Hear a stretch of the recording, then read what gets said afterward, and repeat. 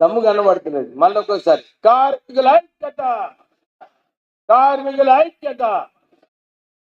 ఈ మేడే వేడుకలకు వచ్చిన పెద్దలు మాజీ మంత్రివర్యులు వినోద్ గారు, ఎంపీ వంశీ గారు, జనక్ ప్రసాద్ గారు, మాజీ ఎమ్మెల్సీ రాములు నాయక్ గారు, మాజీ కార్పొరేటర్ విజయారెడ్డి గారు, మా department secretary senior IAS officer Harichandana గారు, మా కమిషనర్ ఆఫ్ లేబర్ సత్పతి గారు, ఇతర అధికారులు, సీనియర్ కార్మిక నాయకులు, మినిమం వేజెస్ మెంబర్స్, ఇంకా కార్మిక సోదరులు, ఇంత పెద్ద ఎత్తున ఈ రోజున మనము ఈ మేడే వేడుకలందరూ కూడా కలిసి వేడుకలలో పాల్గొందాం. మన శ్రమశక్తి అవార్డు ఎవరైతే కార్మికుల హక్కుల కోసం కొట్లాడినారో వాళ్ళందరికీ కూడా అవార్డ్ సెరమనీలో మనం అందరం పాల్గొందామని చెప్పి పెద్ద ఎత్తున వచ్చిన కార్మికులకు అందరికీ కూడా మేడే శుభాకాంక్షలు చెబుతూ ఈరోజు కూర్చోండి బాబు, తర్వాత బాబు స్టాప్ డిస్ట్రిబ్యూషన్ బాబు, 5 minutes 5 minutes తర్వాత డిస్ట్రిబ్యూట్ చేయండి.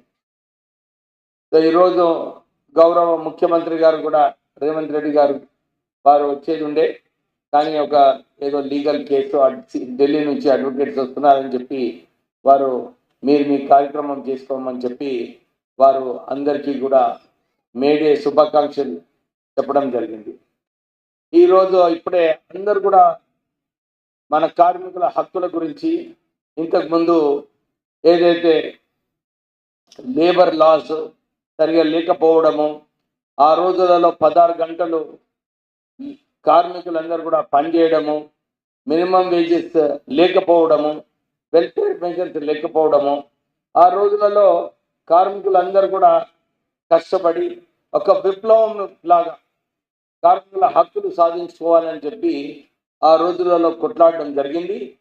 అదే కొట్లాట, అదే ఏదైతే మనము ఈరోజు చూస్తున్నామో చట్టబద్ధంగా మినిమం వేజెస్ అయినా కానీ, 8 గంటలు పనిచేయడం అనే కానీ, ఓవర్ టైం, ఇవన్నీ కూడా కేవలం కార్మికులు మీ కొట్లాట వలన సాధించుకోవడం జరిగింది. సో అందు గురించి ప్రపంచవ్యాప్తంగా మనము ఈరోజు May 1 నాడు మేడే సెలబ్రేషన్ చేసుకోవడం జరుగుతుంది. సో ఈ సందర్భమున ఇంతకుముందు చెప్పినట్టు ఆ రోజులలో మినిమం వేజెస్ ఉండకపోయేది, 5 రూపాయలు ఇంక్రిమెంట్ కోసము మేనేజ్మెంట్స్తో స్ట్రైక్ మీద యూనియన్స్ వెళ్ళేది. కానీ మార్పులు చాలా వచ్చినాయి. ఇప్పుడు యాజమాన్యాలు కూడా ముందుకు వస్తున్నారు.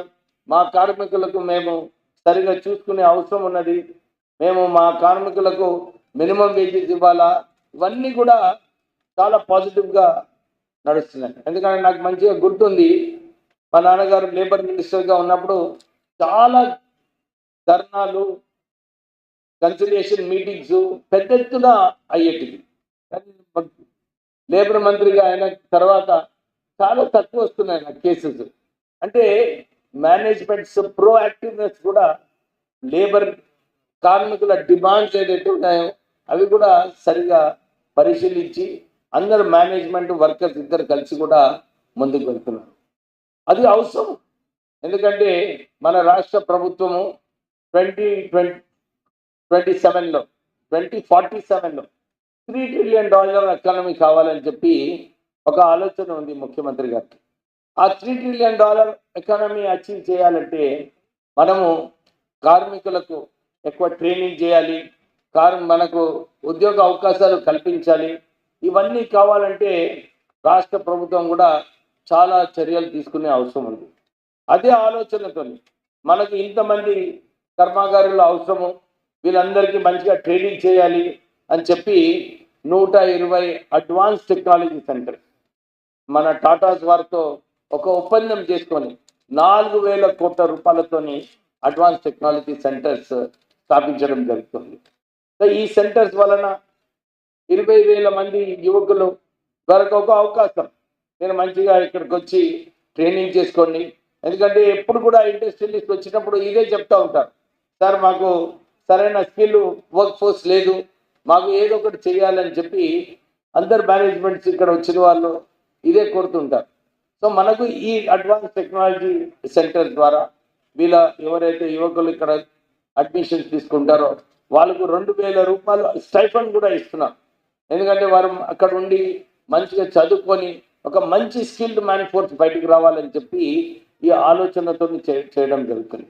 సో కార్మికులు దీంట్లో కూడా ఈ అడ్వాన్స్ టెక్నాలజీ సెంటర్స్లో మన కార్మిక రంగంలో ఉన్న కన్స్ట్రక్షన్ వర్కర్స్ ఇతర వాళ్ళందరికీ కూడా వారి కుమారులకు దీంట్లో స్పెషల్ కేటగిరీగా అడ్మిషన్స్ కూడా తీసుకుపోతున్నాం. వారి అందరికీ కూడా ఒక అవకాశం కల్పించాలి. వారికి కూడా ఈ అడ్వాన్స్ ఈ ఎకనామిక్ గ్రోత్లో వారికి కూడా ఒక భాగ్యం ఉండాలని చెప్పి మన కార్మికుల పిల్లలకు కూడా ఈ అడ్వాన్స్ టెక్నాలజీ సెంటర్స్లో మేము రిజర్వేషన్స్ కల్పించడం జరుగుతుంది. దాంతోపాటు ఈ అడ్వాన్స్ టెక్నాలజీ సెంటర్స్ ఇవి పెద్ద ఎత్తున, ఎందుకంటే దేశంలోనే ఇన్ని అడ్వాన్స్ టెక్నాలజీ సెంటర్స్ లేవు. సో మేము కార్మిక రంగంలో వర్కర్స్కి, కార్మిక రంగానికి చెందిన స్కిల్డ్ మ్యాన్ ఫోర్స్తో పాటు అగ్రికల్చర్ సెక్టర్లో కూడా, ఎందుకంటే అగ్రికల్చర్ వర్కర్ కూడా ఒక కార్మికుడే. సో వారికి కూడా ఒక కోర్స్ దీంట్లో పెట్టి రైతులకు ఎట్లా ఉత్పత్తి ఎక్కువ చేయాలని చెప్పి కూడా ఈ అడ్వాన్స్ టెక్నాలజీ సెంటర్స్లో మేము ఈ కోర్సెస్ పెట్టడం జరుగుతుంది. దాంతోపాటు ఈ అడ్వాన్స్ టెక్నాలజీ సెంటర్స్ అయిన తర్వాత ఇప్పుడు చాలా మంది చెప్పినారు, టామ్కామ్ ముఖ్యమంత్రి గారు ఈ దేశంలో ఏ రాష్ట్రంలో లేని మన టామ్కామ్లో 90 కోట్ల రూపాయలు ఇవ్వడం జరిగింది. సో దీని వలన మన కార్మికులకు అందరికీ కూడా ఒక అవకాశం, బయట దేశాలలో వెళ్ళి వారికి కూడా ఉద్యోగం చేసుకోవడానికి ఈ ప్రయత్నాలన్నీ కూడా చేస్తున్నాం. ఎందుకంటే నేను మొన్న జర్మనీ పోయినప్పుడు అక్కడ జర్మనీ వాళ్ళందరూ కూడా స్పష్టంగా చెప్పినారు, సార్ మా దగ్గర సంవత్సరానికి 5 లక్షల ఉద్యోగాల అవకాశాలు ఉన్నాయి. మీరు ఎంతమందిని మంచి ట్రైన్డ్ వర్క్ ఫోర్స్ చేస్తారో వారికి జర్మన్ లాంగ్వేజ్ కూడా నేర్పించి మా దగ్గర పంపిస్తే మేము వారికి మంచి ఉపాధి అవకాశాలు కల్పిస్తాము. ఒక్కొక్కరికి 2 లక్షల రూపాయల జీతాలు ఉన్నాయి అక్కడ. సో మన వాళ్ళందరికీ కూడా ఈ అవకాశం కల్పించడానికి మన ఈ టామ్కామ్ సంస్థ ఈ ముందుకు వచ్చి మేము చాలా రీసెర్చ్ చేస్తున్నాం అన్నమాట. ఎట్లా జర్మన్ లాంగ్వేజ్ నేర్పించాలి, ఎట్లా జపానీస్ లాంగ్వేజ్ నేర్పించాలి. ఎందుకంటే ఈ ఉద్యోగ అవకాశాలు ఇంతమందికి బయట ఉద్యోగ అవకాశాలు కల్పించినారంటే మన వాళ్ళకి ఇక్కడ ఎవరైతే ఇక్కడ ఉన్నారో వీళ్ళందరూ రిప్లేస్ అయితే వీళ్ళకు ఉద్యోగాలు వస్తాయి. అంటే ఇది విన్ విన్ సిచ్యువేషన్ అనమాట. అది ఆలోచనలో పెట్టుకొని మన బడ్జెట్లో కూడా 90 కోట్ల రూపాయలు కేవలం మన పిల్లలకు ట్రైనింగ్ ఇప్పించి వీళ్ళకందరికీ కూడా ఉద్యోగ అవకాశాలు కల్పించాలని చెప్పి ఈ టామ్కామ్ ద్వారా ఈ నిర్ణయాలు మన లేబర్ డిపార్ట్మెంట్ చేస్తుంది.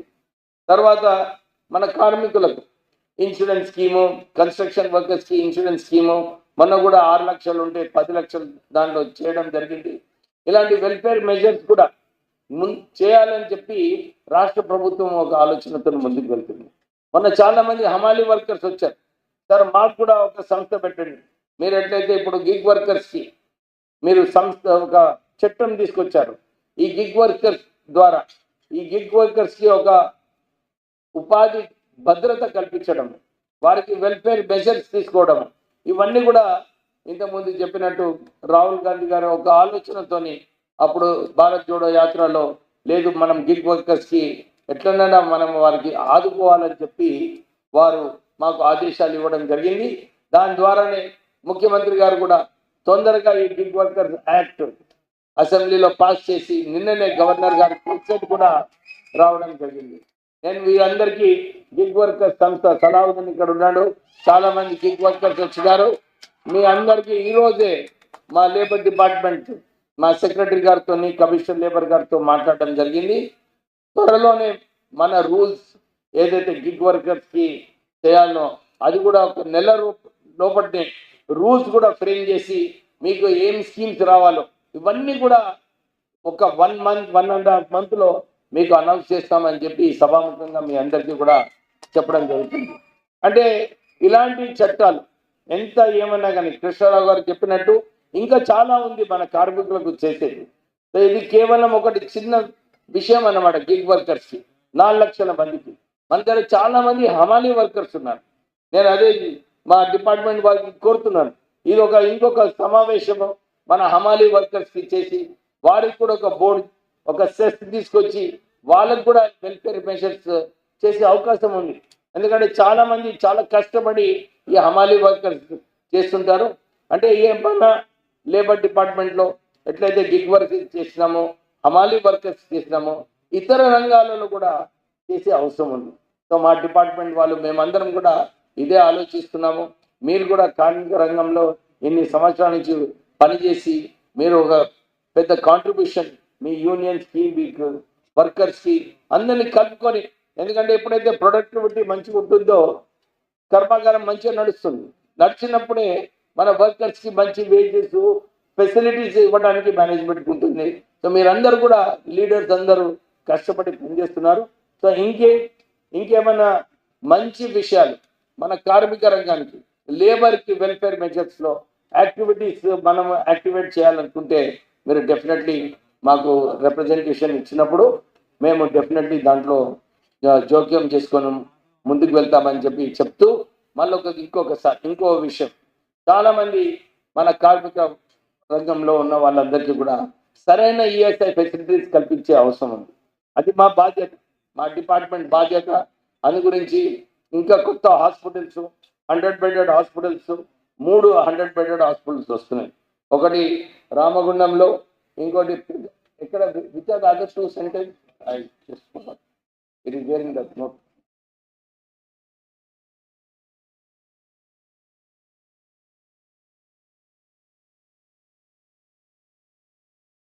శంషాబాద్లో, రామగుండంలో, మహబూబ్ నగర్, ఈ 2 శంషాబాద్, రామగుండంలో 100 బెడెడ్ హాస్పిటల్స్ 2 స్థాపిస్తున్నాము.